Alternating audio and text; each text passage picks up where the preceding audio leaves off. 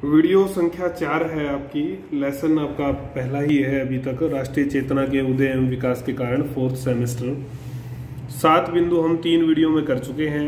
मैंने आपको थोड़ा थोड़ा करवाया ताकि आप अच्छे से कर सकें, 2-2 अंक के क्वेश्चन भी आपके हो सकें। उसी कड़ी में आज 8वां बिंदु जो है राष्ट्रीय चेतना के उदय एवं विकास के कारण में, वो यह है कि ऐतिहासिक खोजों का प्रभाव। ऐसी क्या खोज हुई जिससे कि राष्ट्रीय चेतना का उदय हुआ।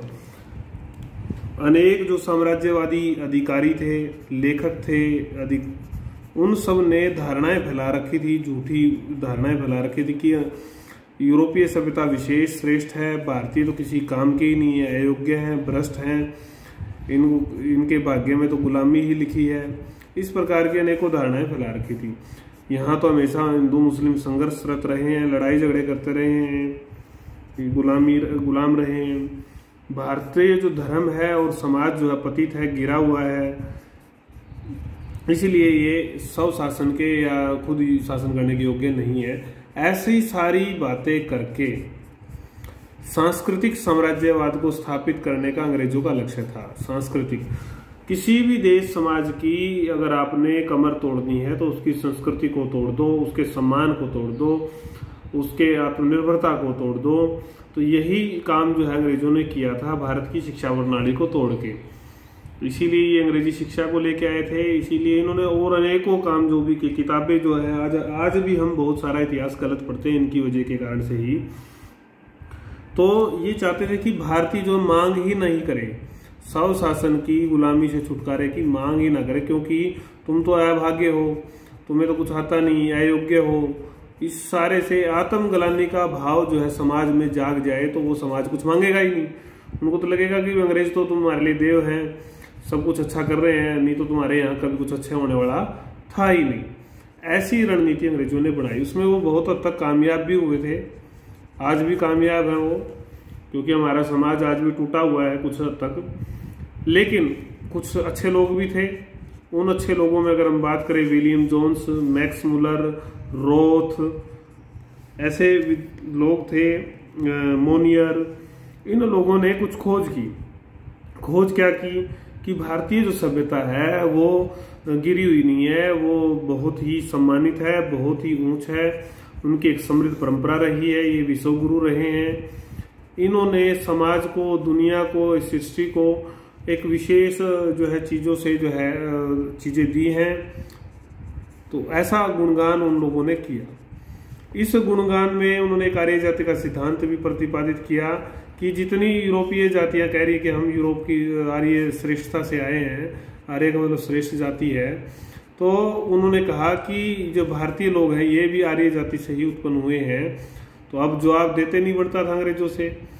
तो और साथ में ही एक काट और भी ढूंढी गई, कुछ चीजें बताई गई। अशोक का जो राज्य था, अशोक के राज्य में कितनी समृद्धि थी, कितने अच्छे अच्छे काम हुए, कैसी कैसी चीजें बनी, कैसी इमारतें बनी चंद्रगुप्त के शासन में। ये सारी अच्छी जो बातें थी, जो हमारे पॉइंट्स थे अच्छे, ये सब समाज के सामने रखे गए। अतीत का दर्शन था, विज्ञान था, साहित्य था, कला था, जितनी भी चीज मतलब इम्पोर्टेंट जो क्षेत्र थे, उन सब में जो प्रगति भारतीय समाज ने की थी, हिंदुस्तान ने की थी, उसको भारतीयों ने स्वर्ण युग का नाम दिया। इन लोगों ने भी नाम दिया स्वर्ण युग का। और इस सारे से समाज जो है फिर प्रभावित हुआ कि भाई हम पिछड़े हुए नहीं हैं, हम निकम्मे नहीं हैं, हम निकृष्ट नहीं हैं, बल्कि हमारी तो एक गौरवशाली परंपरा रही है और उस परंपरा के हम अनुयायी हैं, उस परंपरा के हम वंशज हैं। तो समाज में एक जागृति का भाव जाग उठा और उससे राष्ट्रीय चेतना में जो है उफान आया, एक नई तरह की जागृति आई। पर्दाफाश हुआ अंग्रेजों के झूठ का और समाज को जो है प्रोत्साहन मिला, प्रेरणा मिली कि हमें आगे बढ़ना है और हमारे उसी राष्ट्र को उसी मुकाम पर पहुंचाना है, समाज को, जहां पर हम थे। इसमें एक गलत बात हुई इस दौरान, वो ये थी कि गलत महिमा मंडन भी या ज्यादा महिमा मंडन कर दिया गया कुछ चीजों का, खास करके पूर्व का जो काल था, प्राचीन जो काल था, मध्यम काल को थोड़ा छोड़ दिया गया जानबूझ के। कुछ लोगों ने गड़बड़े की, कुछ जरूरी भी था छोड़ना, तो उससे सांप्रदायिकता को बल मिला। क्योंकि मध्यम काल में भी जो है अंग्रेजों के कारण से जो है सारी गड़बड़ हो रखी है। साहित्य गलत लिखा गया है, इतिहास गलत लिखा गया है। तो उस सारे कारण से मुस्लिम जो समाज था विशेष रूप से वो तुर्क और अरब देशों की ओर देखने लगा प्रेरणा के लिए, और भारतीय समाज में सांप्रदायिकता का मतलब एक प्रकार से धार्मिक भेदभाव का जो माहौल है पैदा हुआ। इससे एक नेगेटिव चीज ये हुई, लेकिन ज्यादातर पॉजिटिव ही इससे चीज हुई थी कि भारतीय समाज का जनमानस आत्मसम्मान जो है जाग उठा। 1857 के विद्रोह का, ये आपने पढ़ा है, 1857 की क्रांति, 1857 का प्रथम स्वतंत्रता संग्राम, 1857 का विद्रोह, अलग अलग लोग अलग अलग इसको कहते हैं। इस चेतना जगाने में जो है एक इम्पोर्टेंट जो है महत्वपूर्ण कारक का काम इसने किया। चुनौती थी अंग्रेजों के सामने, ये एक बड़ी पहली एक ऐसी बड़ी चुनौती थी अंग्रेजों के सामने जिसका मुकाबला करने में अंग्रेजों को बहुत परेशानी आई। हालांकि इस चुनौती को कुचल दिया गया था, दबा दिया गया था आंदोलन को, लेकिन ऐसा नहीं था कि ये सब व्यर्थ गया हो। जो अंग्रेजों का अजय होने का, वे कभी हार ही नहीं सकते, ये तो ऐसा जो मिथक था, एक वहम बन गया था लोगों के दिमाग में, एक बात बन गई थी, वो टूट गई क्योंकि अंग्रेजों को बहुत सारी जगह हराया गया था। वो टूटा कि अंग्रेजों को हराया जा सकता है, अंग्रेजों को मिटाया भी जा सकता है, अंग्रेजों को भगाया भी जा सकता है, ऐसी बातें समाज में आई। और जो उस समय के क्रांतिकारी थे, जो लोग थे, सामान्य समाज था, उसका जो बलिदान था, उसने समाज को प्रेरित किया, प्रेरणा दी, किस्से कहानियां सुनाई जाने लगी। ऐसा नहीं है कि 1857 वाले साल ही बस ये कहानियां चली हुई, ये जनमानस आज तक भी चल रही है, आप देख रहे हैं। तो उन लोगों के बलिदानों के किस्से कहानियां चले, उनके ऊपर लोक गीत रचे गए, उन सब ने एक प्रेरणा स्रोत का काम किया, और उससे राष्ट्रीय चेतना, राष्ट्रीय आंदोलन का जो भाव है वो समाज में जगा। इस आंदोलन को जो है कुछ इसी कारण से इसको प्रथम स्वतंत्रता संग्राम एक बड़ी लड़ाई होता है, एक बड़ा युद्ध होता है, समाज के हित के लिए जो लड़ा गया था, ऐसा प्रथम स्वतंत्रता संग्राम ये हमारा रहा। इसमें आरसी मजूमदार, मैंने आपको कहा है कि भी कुछ एक दो कोटेशन जो है जरूरी है किसी विद्वान की, ताकि आपका उत्तर जो है प्रभावी हो। तो आरसी मजूमदार इस पॉइंट के बारे में क्या कहते हैं, 1857 का जो विद्रोह था कि धीमी धीमी किंतु पवित्रता पूर्ण समृद्धि, पवित्रता, इतनी पवित्रता थी बलिदान के कारण से पवित्र थी, जो समृद्धि थी, जो याद थी, ने संभवतः भारत में अंग्रेजी शासन को उससे भी बढ़कर अक्षति पहुंचाई। एक बड़ी नुकसान जो है उसने पहुंचाया जितनी कि स्वयं विद्रोह ने पहुंचाई। समृद्धि बार बार घाव, बार बार चीजें याद आने से वो जो नुकसान हुआ वो ज्यादा बड़ा था, न कि उस समय जब विद्रोह हुआ था वो नुकसान बड़ा था। अंग्रेजों को नुकसान जो है समृद्धि से ज्यादा हुआ। तो ये आपका 9वां बिंदु 1857 के विद्रोह के प्रभाव का था। ये आप नोट्स जो है मैं फिर रिपीट कर रहा हूँ, बनाते रहिए, और असाइनमेंट भी मैं आपको जल्द ही देने वाला हूँ, फिर आपको असाइनमेंट भी बनाना है। इसके बाद आता है आपका मध्यम वर्ग का उदय एवं ऊंची नौकरियों का मुद्दा। मध्यम वर्ग का ही विशेष रूप से आंदोलन था, राष्ट्रीय आंदोलन ऐसा माना जाता है, लेकिन इसमें सब वर्ग, ऐसी बात नहीं, सबका योगदान था। मध्यम वर्ग अंग्रेजी शिक्षा ले रहा था और उसी को अंग्रेजी ऊंची नौकरियां चाहिए थी विशेष रूप से, तो उसका मुद्दा भी एक चेतना का उदय का जो है कारण बनता है। वो कैसे बनता है उसको समझेंगे, एक इम्पोर्टेंट कारक के रूप में उभरता है। देखो, सबसे पहली बात है कि मध्यम वर्ग का उदय कैसे होता है। जो अंग्रेजों की नीतियां थी, चाहे वो राजनीतिक नीतियां हों, प्रशासनिक नीतियां हों, आर्थिक नीतियां हों, चाहे वो शैक्षिक जो है या शिक्षा की जो नीतियां थी, वो इन सब के कारण से एक मध्यम वर्ग का उदय होता है।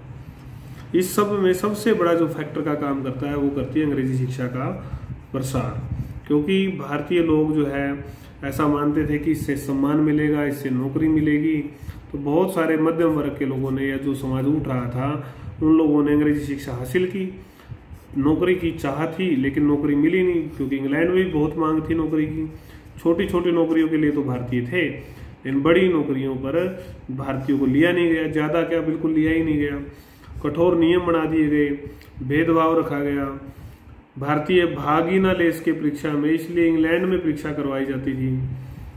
तो इस प्रकार कठोर नियम, भेदभाव से जो है भारतीयों को वंचित रखा गया। इसका एक कारण ये भी था कि अंग्रेज मानते थे कि बड़े पदों पर अंग्रेजों का ही कब्जा हो, जिससे कि इनका जो शासन है, इनकी जो गद्दी है, उसको खतरा न हो जाए। एक बड़ा कारण ये भी था। तो जब ये सारा कुछ ऐसा अभियान चल रहा था तो उसमें क्रांतिकारी हमारे थे एक सुरेंद्र नाथ बनर्जी, सुधारवादी राष्ट्रवादी नेता थे। जब लॉर्ड लीटन ने 1870 के पास 21 वर्ष जो आयु होती थी, ICS की परीक्षा होती थी, जैसे IAS की होती है आजकल, UPSC की परीक्षा होती है सिविल सर्विस की, तो इंडियन सिविल सर्विस होती थी, तो उसकी जो आयु थी कैंडिडेट के पेपर देने की जो आयु थी वो 21 साल होती थी, उसको घटा कर क्या कर दिया, 19 वर्ष कर दिया। भारतीयों की शिक्षा थोड़ी देरी से पूरी होती थी और फिर इंग्लैंड जाके पेपर देना था, तो बहुत सारी समस्याएं थी, तो वो पेपर देने से ही वंचित हो जाएंगे तो सेलेक्ट कहाँ से होंगे। तो ऐसी साजिश ये लॉर्ड लीटन ने रखी। तो सुरेंद्र नाथ बनर्जी ने इसके खिलाफ व्यापक आंदोलन चलाया पूरे देश में। उन्होंने दौरे किए और लोगों को जागृत किया।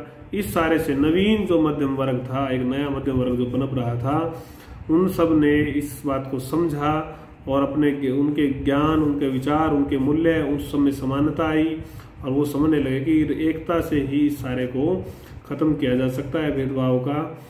तो कांग्रेस का भी इसमें एक विशेष सहयोग जो है बाद में जब कांग्रेस की स्थापना हुई उसका मिला और धीरे धीरे ये कांग्रेस का जो आंदोलन था या राष्ट्रीय जो आंदोलन था वो मध्य वर्गीय आंदोलन भी कहा जाने लगा कि ये आंदोलन जो है वो एक प्रकार से कैसा आंदोलन है, मध्य वर्गीय आंदोलन है। लॉर्ड लीटन के बारे में बहुत सारी चीजें आप पढ़ आए हैं। आपको अगर आपने 10 बिंदु अगर ध्यान से पढ़े होंगे तो आधा जो पॉइंट है, 11वां पॉइंट आप खुद कर सकते हैं। लॉर्ड लीटन की दमनकारी नीति। लॉर्ड लीटन जो वायसराय बन के आए हमारे यहाँ, वो बनकर आए 1876 से 80 तक। अनुदार था, एक उदार एक अनुदार। अनुदार मतलब जो उदार ना हो। तो इसने बल प्रयोग किया, बाध्य किया समाज को, इससे दमनकारी नीतियां अपनाई। इससे अंग्रेजों को थोड़ा सा ही लाभ हुआ, लेकिन भारतीयों को बहुत ज्यादा लाभ हुआ। वो परोक्ष लाभ क्या था, इसके बारे में सुरेंद्र नाथ बनर्जी जी क्या कहते हैं, इसको समझेंगे आप। SN बनर्जी, सुरेंद्र नाथ बनर्जी क्या कहते हैं, ये कोट है। राजनीतिक प्रगति के विकास में बुरे या क्रूर शासक बहुत बार एक वरदान के रूप में आते हैं। उनके कारण समाज में एक जागृति उत्पन्न हो जाती है। जब वो बहुत ज्यादा टॉर्चर करते हैं समाज का, तो उसके कारण से एक समाज जागृत होता है, समाज में एक अलग तरह की चेतना आती है। वो कैसी चेतना होती है, जैसी वर्षों के प्रसार व आंदोलन से भी उत्पन्न ना हो, इतनी ज्यादा जो है चेतना आती है। इस बारे में वो लिखते हैं, जब रोम जल रहा था तब नीरो बांसुरी बजा रहा था। जब ये बात समाज को पता चली तो सारा समाज एकत्रित होकर आंदोलन के लिए निकल पड़ा था। तो इसी तरह से इन्होंने बांसुरी कैसे बजाई उसको समझेंगे। जब 1877 में भारत में एक भयंकर अकाल पड़ा हुआ था, लाखों लोग मर रहे थे, भूखे थे, खाने को अन्न नहीं मिल रहा था, उस समय इन्होंने इंग्लैंड की महारानी को भारत की साम्राज्ञी घोषित करते हैं। ये साम्राज्ञी और दरबार लगाया जाता है। उस दरबार में बहुत धन बहाया जाता है, बहुत ज्यादा खर्च किया जाता है, जबकि भारत के लाखों लोगों, करोड़ों लोगों को खाने को 2 टाइम का अन्न नहीं था, दाने नहीं थे। उस समय 80 लाख पाउंड का, यही नहीं रुके, अत्याचारों की श्रृंखला कितनी आगे जाती है। 80 लाख पाउंड का जो धन का मूल्य के बराबर जो अन्न था, उसको इंग्लैंड में भेज दिया जाता है, उसको निर्यात कर दिया जाता है ताकि भारत के लोग भूखे मर जाएं, तड़प तड़प कर मर जाएं। इस सारे से रोष उत्पन्न होता है, भारतीय को एक आग लग जाती है कि भाई ये कैसे शासक है, कैसा कल्याण कर रहे हैं, इससे समाज का कोई भला ये कभी नहीं कर सकते। तो वो अंग्रेजों के खिलाफ हो जाते हैं। तो ऐसा ये एक प्रकार से दरबार लगाना, बांसुरी बजाने जैसा ही था। और दूसरा जो मुख्य कारण था इसकी नीतियों में, वो हम पढ़ा है कि ICS की जो सिविल सर्विस की परीक्षा की आयु थी वो इन्होंने 21 से घटाकर 19 कर दी थी। उसके कारण से जो शिक्षित लोग थे, पढ़े लिखे लोग थे, उनका काफी विरोध अंग्रेजों को झेलना पड़ा। अफगानिस्तान पर हमला कर दिया इसने, मूर्खतावश एक हमला कर इसने वहां पर 2 करोड़ स्टर्लिंग खर्च कर दिए, जिसका जो बोझ है वो सारा का सारा भारतीय खजाने पर ही पड़ा। भारतीय खजाने का मतलब है भारतीयों के ऊपर पड़ा। वर्नाकुलर प्रेस एक्ट के बारे में हमने पढ़ा था, समाचार पत्र पत्रिकाओं के योगदान के समय प्रेस का प्रभाव जो बिंदु पड़ा था कि जो वर्नाकुलर क्या होता है, वर्नाकुलर का मतलब होता है देसी लैंग्वेज, देसी भाषाएं, वर्नाकुलर देसी languages, local languages. Press act उस समय कहा गया कि देसी भाषाओं में जितने भी अखबार हैं उन सबको क्या कर दिया जाए, बंद कर दिया जाए। इसके कारण से समाज में जो पत्रकार थे उन्होंने काफी विरोध किया। वर्नाकुलर प्रेस एक्ट 1878 ये 2 अंक में आ सकता है, इनको आप ध्यान रखें। आर्म्स एक्ट कौन लेके आया था, तो लॉर्ड लिटन लेके आया था, 2 अंक में ये भी आ सकता है। इसका मतलब क्या था कि अगर कोई भारतीय बिना लाइसेंस के अगर शस्त्र रखता है तो उसको जेल हो जाएगी। तो ये भी एक एक्ट बनाया गया। इससे पहले ऐसी कोई जरूरत नहीं थी। अंग्रेजों के लिए भेदभाव के कानून थे और भारतीयों के लिए अलग कानून थे। तो ये एक बड़ा दुष्परिणामकारी नीति रही, जिसके कारण से राष्ट्रीय चेतना जागी। और आर्थिक नीति के बारे में अगर हम बात करें, लंकाशायर के व्यापारियों को खुश करने के लिए, लंकाशायर मतलब इंग्लैंड के व्यापारियों को खुश करने के लिए आयात, क्योंकि वो वहां से सामान मंगाते थे तो आयात कर ही हटा दिया गया। इस सारे का नुकसान किनको हुआ, भारतीय व्यापारियों को। उनको भारी हानि होती है क्योंकि इंग्लैंड का जो माल है वो उनको सस्ता मिल जाता था, कच्चा माल और पक्का माल भी यहाँ पर वो सस्ता बेच पाते थे क्योंकि आयात कर लगता नहीं था। तो उग्र प्रदर्शन हुए, उग्र जो है इससे भावना भड़की। वेडरबर्न क्या कहता है, वेडरबर्न क्या कहता है इस बारे में, इसकी नीतियों के बारे में, कि लॉर्ड लिटन के शासनकाल के अंत में स्थिति जो है विद्रोह की जो सीमा है, मतलब अल्टीमेट हो गया था कि भाई अब इससे आगे क्या करेंगे, इससे आगे क्या मतलब शोषण हो सकता है, इससे आगे क्या तड़पाहट हो सकती है। तो इस प्रकार के जो कारनामे कर अंग्रेजों ने जो है राष्ट्रीय चेतना के विकास में योगदान दिया, उसमें लॉर्ड लिटन का नाम विशेष रूप से अग्रणीय भूमिका में आता है। तो ये आपकी चौथी वीडियो थी। कोई क्वेरी हो तो आप व्हाट्सअप कर सकते हैं, नोट्स बना लें, समझ लें, 2-2 अंक वाले साथ ही साथ कर लें। और ऐसा ना सोचे कि किताब में, बुक में जो क्वेश्चन दिए होते हैं 2-2 अंक के वही पर्याप्त हैं। जो मैं बीच बीच में आपको बता रहा हूँ उनको आप अवश्य करें। कोई भी पॉइंट जो मैंने बोला है वीडियो में उसको छोड़े न, तो आपके लिए जो है तैयारी इतनी इजी हो जाएगी कि आपको जो है पेपर देने में बहुत आसानी आएगी। तो ये हमारी वीडियो यहाँ पर पूरी हो जाती है। BA 4th सेम की फर्स्ट लेसन की वीडियो संख्या 4। इसकी एक वीडियो और बनेगी जिसमें हम 12वां, 13वां, 14वां बिंदु कवर करेंगे और साथ में ही इसमें एक बिंदु कवर होगा, क्या भारतीय राष्ट्रवाद अंग्रेजों की देन थी। वो एक बड़ा इंपॉर्टेंट और एक समझने वाली चीज़ है। क्वेश्चन कैसा है कि कई बार एग्जामिनर या जो भी है कैसा क्वेश्चन आपको दे सकते हैं और आपको उसमें घबराने की बिल्कुल भी ज़रूरत नहीं है। इस बात को अच्छे से समझना है आपने।